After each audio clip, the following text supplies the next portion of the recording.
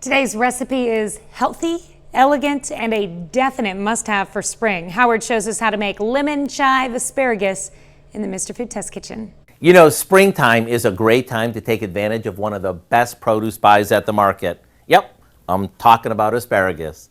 And although we can find it on and off throughout the year, now's the perfect time to pick some up while it's at its peak, and it's so darn reasonable. When you bring it home, keep it in the fridge standing up in an inch or so of water.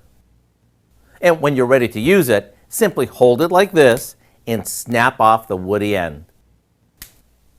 Then we can roast it with a little olive oil, grill it indoors or out, or if you're a traditionalist like me, I like to simmer it in a bit of salted water just until it's tender.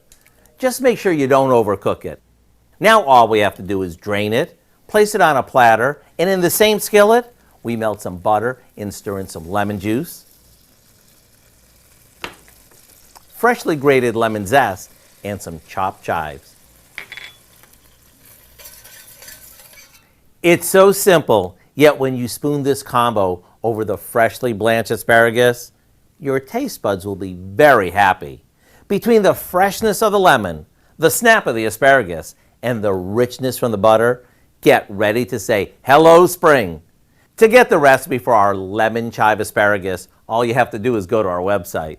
I'm Howard in the Mr. Food Test Kitchen, where today we found a fresh springtime kind of way for you to say, ooh, it's so good.